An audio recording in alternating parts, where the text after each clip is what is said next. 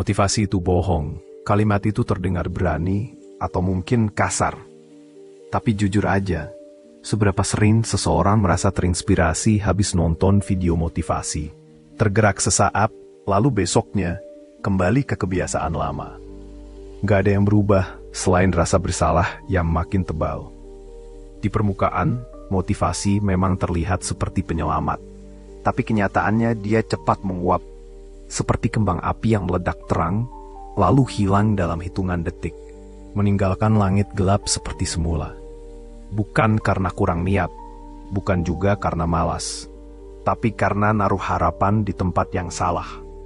Mengandalkan motivasi untuk berubah, sama seperti berharap bisa berenang hanya dengan nonton video renang. Mungkin tahu teorinya, tapi begitu nyebur, tenggelam juga. Di video ini, kita akan kupas kenapa motivasi sering gagal jadi penggerak, dan kenapa justru sistem yang selama ini diam-diam menentukan arah hidup. Kita akan mengenal habit loop, kerangka sederhana yang diperkenalkan James Clear dalam Atomic Habits. Dan dari situ, muncul cara baru untuk berubah, tanpa harus tunggu mood baik atau semangat tinggi. Karena kalau terus menunggu datangnya semangat, seseorang bisa habiskan hidup di ruang tunggu.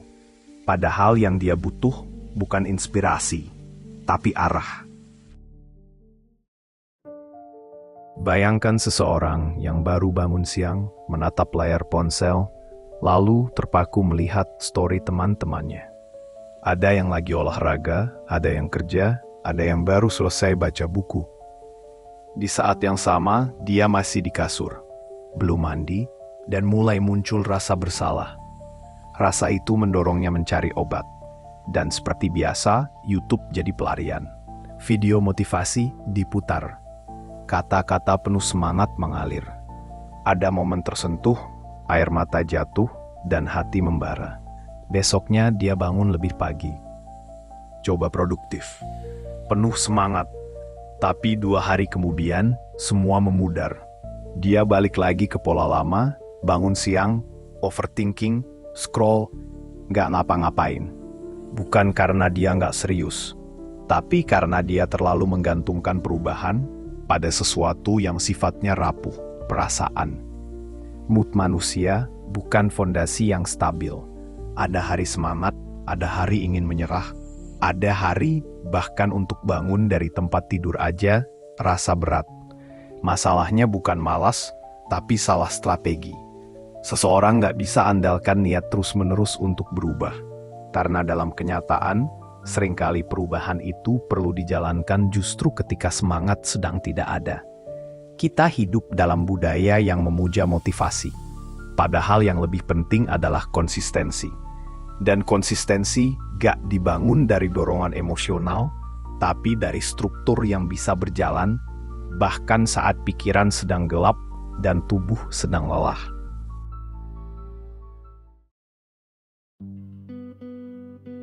Di balik semua kebiasaan baik yang terlihat hebat, selalu ada hal kecil yang memicunya. Seringkali, orang yang terlihat produktif bukan karena punya motivasi luar biasa, tapi karena sudah menyiapkan panggung bagi dirinya sendiri untuk berhasil. Bayangkan seseorang yang ingin mulai olahraga pagi. Jika dia hanya mengandalkan semangat, maka keberhasilannya sangat bergantung pada cuaca, mood, tidur malam sebelumnya, dan bahkan isi pikirannya waktu bangun. Tapi, jika dia sejak malam sudah menyiapkan pakaian olahraga di samping tempat tidur, mengatur alarm dengan nada yang menyenangkan, dan membuat jalur larinya jelas, maka keputusannya di pagi hari jauh lebih mudah. Tanpa perlu berpikir panjang, tubuhnya bisa bergerak mengikuti sistem yang sudah dipasang sebelumnya. Inilah inti dari konsep habit loop yang dijelaskan oleh James Clear. Sebuah pola berulang yang mengarahkan seseorang membentuk kebiasaan secara otomatis. Dimulai dari pemicu yang jelas, muncul keinginan untuk merasa sesuatu, lalu aksi kecil dilakukan, dan otak menerima hadiah dari tindakan itu. Perlahan tapi pasti, loop ini memperkuat dirinya sendiri. Kebiasaan tidak dibentuk dalam satu malam, tapi sekali pola itu terbentuk, dia jadi autopilot.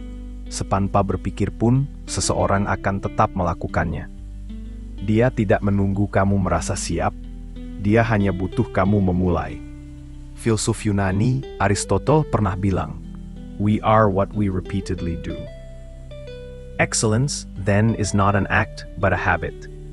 Artinya, perubahan besar bukan hasil dari satu tindakan heroik, tapi dari tindakan kecil yang diulang setiap hari, tanpa drama, tanpa tepuk tangan. Kalau seseorang ingin hidupnya berubah, maka bukan motivasinya yang perlu dinaikkan, tapi sistem kecilnya yang perlu dibentuk.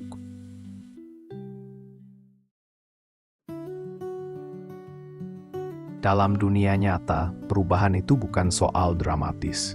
Kadang justru dimulai dari hal yang sangat sepele, sampai terlihat gak penting, tapi justru di sanalah kekuatannya.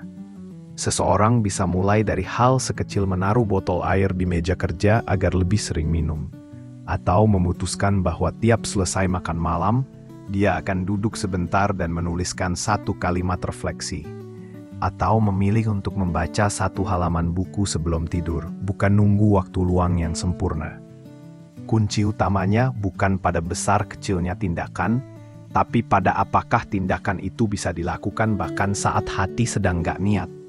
Sistem yang baik bukan yang megah, tapi yang bisa dijalankan ketika keadaan tidak ideal. Dan satu hal penting yang sering terlewat, kebiasaan tidak harus selalu punya hasil instan. Bahkan kebiasaan terbaik seringkali memberikan efek yang baru terasa setelah berminggu-minggu atau berbulan-bulan. Tapi seperti menanam pohon, air pertama yang dituangkan tidak langsung berbuah. Namun tanpa itu, pohonnya tidak akan pernah tumbuh. Perubahan bukan tentang cepat, tapi tentang bertahan. Dan sistem kecil itulah yang menjadi akar dari pohon besar bernama transformasi.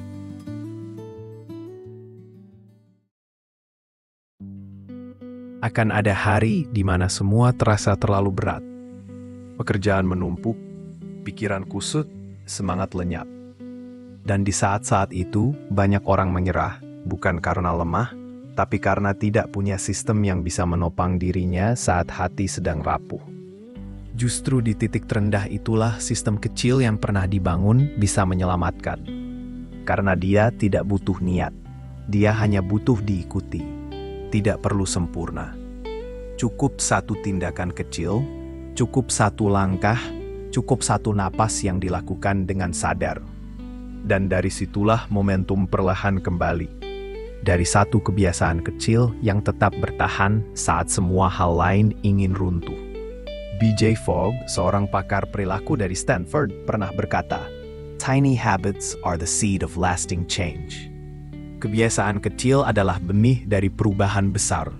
Bukan motivasi, bukan ledakan semangat sesaat, tapi pola kecil yang dipelihara dalam diam. Jangan tunggu semangat datang. Bangun sistem yang tetap jalan, bahkan saat kamu lagi hancur. Karena justru saat kamu tetap bergerak meski terluka, kamu sedang membangun versi terkuat dari dirimu sendiri. Akan ada hari di mana semua terasa terlalu berat. Pekerjaan menumpuk, pikiran kusut, semangat lenyap. Dan di saat-saat itu, banyak orang menyerah bukan karena lemah, tapi karena tidak punya sistem yang bisa menopang dirinya saat hati sedang rapuh. Justru di titik terendah itulah, sistem kecil yang pernah dibangun bisa menyelamatkan. Karena dia tidak butuh niat, dia hanya butuh diikuti. Tidak perlu sempurna, cukup satu tindakan kecil, cukup satu langkah yang dilakukan dengan sadar. Dan dari situlah momentum perlahan kembali. Dari satu kebiasaan kecil yang tetap bertahan saat semua hal lain ingin runtuh.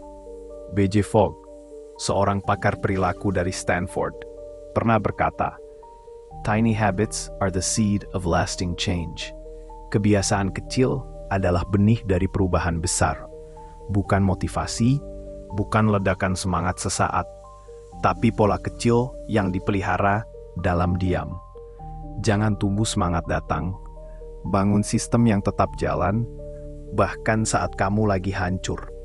Karena justru saat kamu tetap bergerak meski terluka, kamu sedang membangun versi terkuat dari dirimu sendiri.